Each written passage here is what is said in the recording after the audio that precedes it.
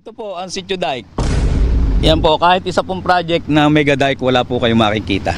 Ay ako po, 50 years na dito na nakatira. Ay wala po, ito po Sitio Dike. Hindi rin daw nila mahanap ang 4 sa 6 na proyektong nakalista sa 2024 at 2025 General Appropriations Act na may kabuang halaga na mahigit 1 bilyong piso. Sa 2024 budget, nakalagay ang isang 300 million at isa pang 200 million, parehong road dike esplanade construction project para sa Sitio Dike.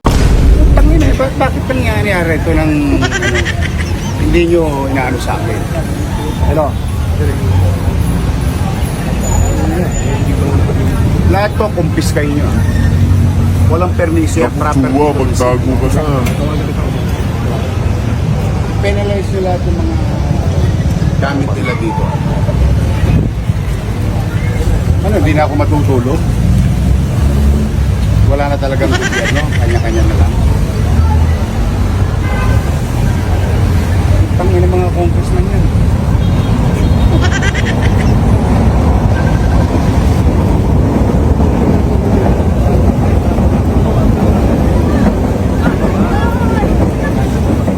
Ayan nga ho ang pag-uusapan natin ngayon mga ka-reaction update PH. Dito narinig naman ho natin itong si Mayor Isko Moreno sa mga kabalastugang ginagawa nitong si Chua sa kanyang nasasakupan. Mantakin mo yung mga project ho niya, wala ho. Mga project niya po, hindi pa ho pirmado. Inirereklamo ho ng mga mamamayan diyan sa Manila, sa Santa Cruz, Manila. Ipinapa-demolish po kasi nila yan. Mantakin po ninyo yun, hindi lang medyo nadadawid itong si Chua sa kung ano-anong anomalya. Lahat pa ng katarantaduhan niya dyan sa Maynila, lumalabas na naman. Natatandaan mo yung barangay hall na pinagawa mo. Ano nangyari? Pinagiba. Nakalagay sa may daanan. Diba? Ngayon, eto na naman, may project ka na naman dyan. Hindi ka ba nahihiya, Chihuahua, sa mga kabalastugang ginagawa mo? Minura na ni Mayor Isko ang mga congressman. Nangadamay-damay dahil sa kagagawan mo. O ngayon, hindi ka pa ba nahihiya? Kulang pa ba yun? Diba? Hindi lang din yan ang pag-uusapan natin mga update. Kasi, ito ang pag-iimbestiga sa DPWH at COA. Dito naman sa lugar ng Oriental Mindoro. Mayroon palang pondo na 1 bilyon dyan mga kapatid na matindi ang korupsyon. Walang napakitang resibo. Ipinakita lang na completed ng DPWH ang proyektong flood control pero wala. Wala hong megadike.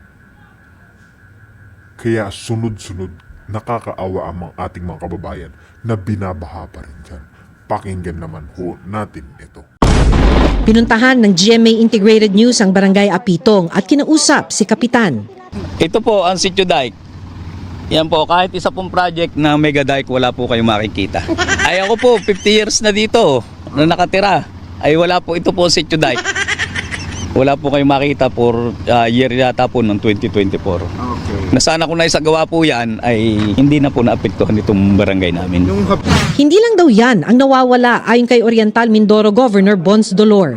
Hindi rin daw nila mahanap ang 4 sa 6 na proyektong nakalista sa 2024 at 2025 General Appropriations Act na may kabuang halaga na mahigit 1 bilyong piso. Sa 2024 budget, nakalagay ang isang 300 million at isa pang 200 million, parehong road dike esplanade construction project para sa Sitio Dike. Kung na-construct ba nito nila somewhere or hindi pa nila nagagawa, that I do not know.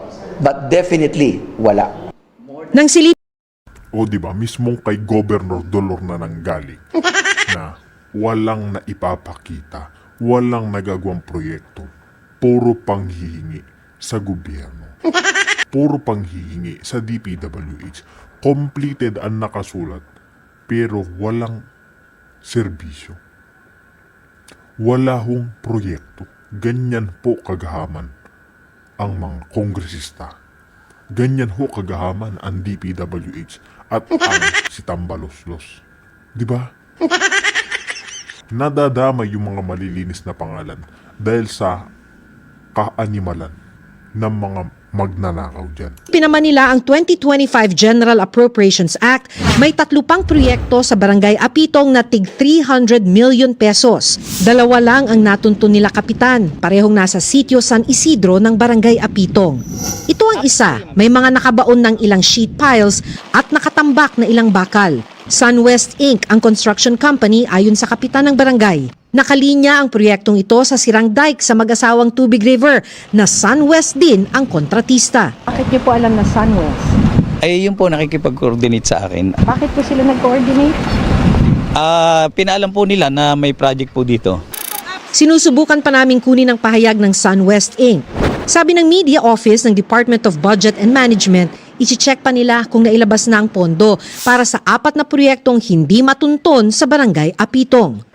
Malaking bagay daw sana kung may flood control project dito. Dahil kung nakikita man natin na tuyo ngayon ng ilog, kalimitan tuwing pagsapit ng last quarter ng taon ay tumataas ang tubig sa ilog kaya't matinding pagbaha ang kanilang nararanasan. Maliban sa mga nawawalang proyekto, sinita rin ni Lacson ang iba pang sirang flood control project sa mga bayan ng Baco at Nauhan na bahagi ng District 1 ng probinsya na posible raw na congressional insertions. Itinanggi ito ni Oriental Mindoro 1st District Representative Arnan Panaligan. Sabi niya, nakalista na ang mga proyektong ito sa National Expenditure Program na hinahanda ng Department of Budget and Management o DBM. Nakahanda na raw ang proyekto pero wala silang ginagawa. Nakabulsa na ho ang pera ng bayan. Yan po ang katotohanan dyan.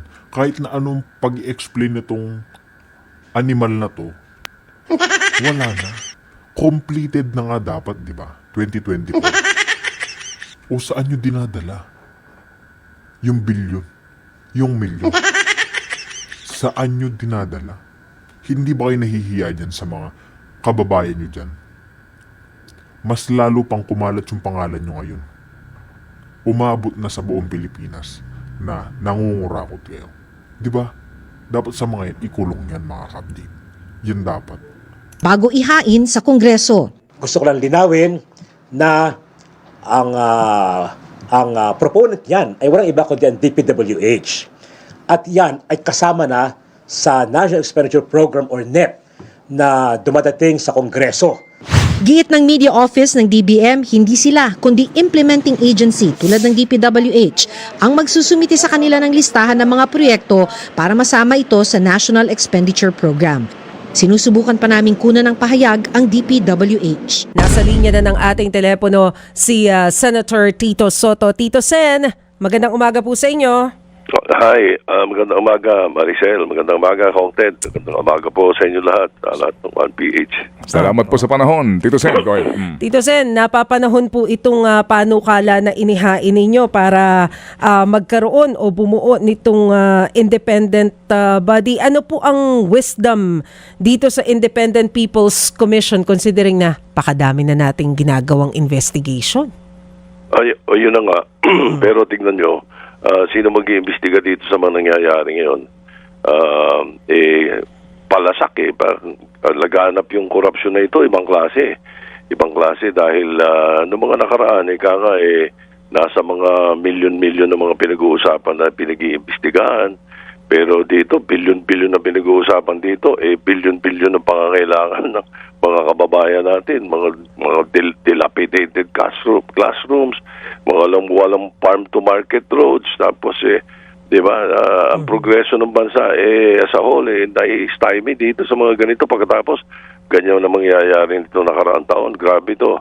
So, nakita ko, kung ang DPWH, ang COA, ang Congress, compromised. It's about time na tayo ay magkaroon ng isang independent body to take charge. Kaya ang panukala ko is creating an independent People's Commission to investigate anomalies in all government infrastructure projects. So, ang importante dito is walang politiko. Walang politiko dito sa mga maya-appoint na to at meron ditong mga 5 members na pinopropose ko rin sa batas na magiging makasisiguro tayo na magiging maayos ang investigasyon. Kasi sa kasalukuyan, ito hindi titigil ito. Magkakaroon investigasyon Senado. anong finding in aid of legislation, magkakaroon ng investigasyon ng Congress, o siguro ang DOJ baka maatasan o ang COA. Pero sabi ko nga, sila mismo, tayo mismo, meron tayong mga laman na compromised So, ito kailangan apurahin. Ang pagka-create ng Independent People's Commission, apurahin. At saka, naman to napapanahon dapat At ang sinasabi po ninyo na bubuo dito ay mga Supreme Court o kaya Court of Appeal Justices. Tama po ba? So parang ang chairman dapat ito, ang naisip ko rito is dapat ito ang composition nito kahit 5 lang. Minimum of 5, Yung chairman dapat a retired Supreme Court Justice or a Court of Appeals Justice. At yung mga miyembro dapat merong isang certified public accountant, merong isang civil engineer or arkitekto, merong isang representative from a reputable NGO, at isang academician para academician who specializes in public administration or economics.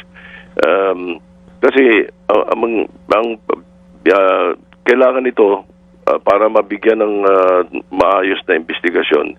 Bibigyan natin kasi sila dapat ng power to investigate and file cases kasi kami mag-iimbestiga, tapos ano mangyayari, i-recommend na lang namin. Di ba? Wala naman kami power para mag-file. So ito, para pwede mag-file ng cases, pwede mag-issue ng mga subpoena, pwedeng itap nila ang assistance ng enforcement agencies para sa lahat ng anomalya in government infrastructure projects. At paano po pipiliin kung sino yung mga uupo na Supreme Court Justices, mga accountant? Kailangan appointed by the President. At ang pinakamaganda rito, at least meron mga 2-3 pinagpipilian ng Presidente sa isasubmit ng mga concerned citizens, civil society, NGO. Ganun dapat. Pero ito, Tito Sen, oras na mabuo itong IPC, hindi lang ito focused sa flood control projects. Hindi. Dapat ito sa lahat ng klaseng anomalya sa gobyerno, whether infrastructure or hindi. Kaya nga Independent People's Commission to investigate anomalies. In all government projects, dami yan ang kailangan kasi nga yung tatagal naalala nyo ba yung Agraba Commission noong araw? Nagtatanong nga sa akin, baka pareho lang nung Agraba Commission yan. Hindi, kasi yung Agraba Commission binaril ng Supreme Court yun dahil sabi ng Supreme Court, created yun para sa investigasyon lang doon sa assassination ni Ninoy. Hindi. So thereafter, wala na yun. So nung nag-iimbestiga yung Agraba Commission, sinabi ng Supreme Court, hindi pwede, hanggang doon ka lang kayo So ito naman, hindi, open ito. Basta kahit anong anomalya sa gobyerno. Okay. So, Tito Sen, Yes, sir. Oo. Ano ang chance nito na kahit papaano ay mabigyan ng panahon sa inyo pong plenaryo and makakuha kayo ng sapat na suporta? Tututukan ko ito. Siyempre, pagka medyo kabisado mo yung parliamentary strategies, alam mo naman kung paano mailulusot yan sapagkat doon lang sa Kongreso, both houses, lahat ng kumontra dito, mapapagbintangan ka. Ba't ka kukontra dito? Mapapagbintangan ka na ayaw mong maimbestigahan ka. Diba? So, kung pareho na sinasabi nila, nagsisitayo sila at sinasabi nila lahat sila ay sumusuporta sa ganito, sa ganyan na mga pag-imbestiga, dapat talo nila suportahan ito. Palagay ko naman, magkakaroon ako ng pag-asa na mabilis ito. Kailangan. Kasi gusto ko rin makipag-usap kay Pangulo at sabihin sa kanya na dapat ito ang apurahin namin at tulungan niya para ito'y maipasa sa both houses of Congress. Opo. Kasi po sir, di ba na-abolish yung Presidential Anti-Corruption Commission? Na-abolish po ito So, parang ito mas, kumbaga, improved version po, kumbaga, Tito Sen. Opo, yes. Definitely. It's an improved version. At saka, pwede naming balangkasin pa yan, depende sa mga sa magiging amendments or mga sa advice or suggestion ng ibang mga kasama natin para mas lalo lumakas ito. Okay. Sige po. So, Tito Sen, kami po'y aantabay din dahil nga kaninyo, bagamat si Senator Lacson sa aming interview kanina, sinasabi, napaka easier said and done, ano? Yung pagbabalik tanaw sa 2025 BICAM, kayo po ba, will you still pursue that? Yung para magkaalaman talaga sino po ang responsable dito po sa mga pangyayaring ito kung saan nga yung bungled and then eto nga lumalabas po yung mga funder nitong insertions. Bungled and mangled. Opo. Oo, talagang hindi natin pwedeng tantanan sapagkat paano nangyari. Kailangan malaman natin ano nangyari at saka hindi lang yun. Kung kinopropose namin ngayon, pinopropose ni Senator Lacson at saka ng mga kasama namin na bawat amendment na ipapasok mo, so whatever project yan or whatever amendment gusto mo sa DPWH o sa DOH o sa DepEd whatever, dapat alam kung sino nagpo-propose. Dapat alam kung sinong senador o sinong congressman. So, para magawin natin yan, malaman natin sino gumawa nitong 2025 budget. Sino yung gumawa sa BICAM nito na sinasabi nila na iilan lang daw yung umupo doon at sinulat lang.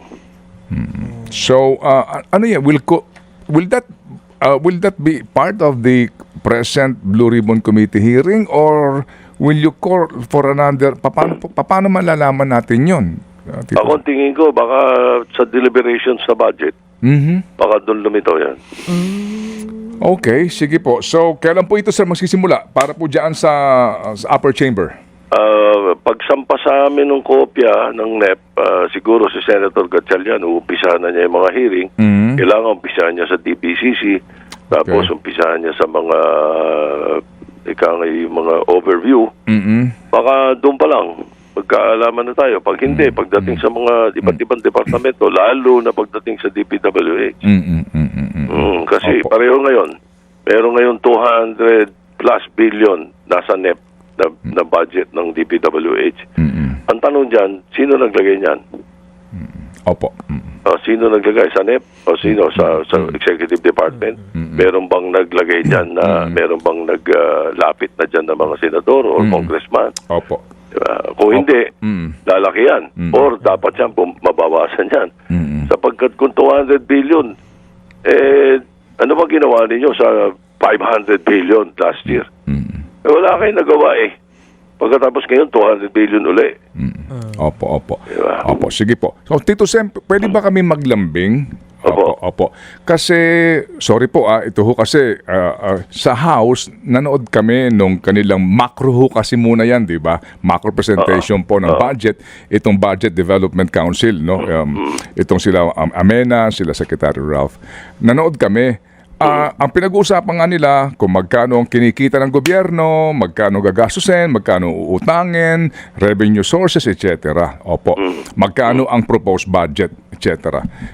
Wala po kasi ni isang nagtanong, okay, so ganito kalaki ang uutangin, ganito kalaki ang budget, ano ang paraan nyo para makatipid? Wala po nagtanong. Ang punto ho namin, senators, kami ng mga nagmamasid, nakikita naman namin yung pagwawaldas, di ba? Sa mga opisina, di ba? I mean, para bang kailan kasi tayo sa bahay, sinasabihan mo ang kasambahay mo, anak mo, anak magtipid ka naman. Magtipid ka sa kuryente. Anak, di ba? Hindi napupulot ang pera. Opo, magtipid tayo sa ating gastusin. Wala akong nagtanong, ano ang gagawin ng gobyernong ito na makatipid kayo sa MOOE, kuryente ninyo, gasolina ninyo, supplies ninyo. Pwede bang maitanong lang natin yan? Baka may programa sila. Yan. Sige, kami, pangungunahan ko, pagdating ng aming umpisa ng budget deliberations, lalo na sa DPCC, yan ay isa sa mga tatanungin natin. Opo. Baka pwede mangyari yan. Opo. Pwede namin umpisahan sa amin sa Senado. Di ba? umpisahan namin. At tatanungin ko sila. Very good question. Opo. Ano lang yung kaparaanan para maramdaman din po namin kasi halimbawa, halimbawa ikaw public official. Okay, sabihin na po natin private yung vehicle mo. Tama? Okay. And then yung backup mo private din. Okay lang. Tanong dito, yung mga escort mo, ilang pulis to? Di ba? Lahat yung may sweldo Oo. Yung mga, lahat din yun, ang, di ba? I mean, Oo, tsaka yung mga pulis na yun, imbis na nagbabodyguard dito sa mga politiko, dapat nakakalat sa sa Pilipinas, sa Metro Manila, o saan dapat nadagdagan ng police visibility. Imbis na bumabakap dito sa mga duwag na napakaraming bodyguard. Di ba, Tito Sen, para lang maramdaman namin, kasi kung kami nagtitipid, baka pwede gobyerno magsimula sa pagtitipid. Correct. Tama kayo. Oo. Opo. Yun lang naman. Yun. Lambing lang po yun, Tito Sen. Tama yun. Maganda yun. Sigurado, ganun din ang nasa isip ng mga kababayan natin. Maganda yung sinabi mo na yan. Yamat ko. Opo. Kakalampagin ko sila dyan. Sige. Salamat po, Tito Sen. Yes, sir. Thank you Salamat. very much. Mabuhay.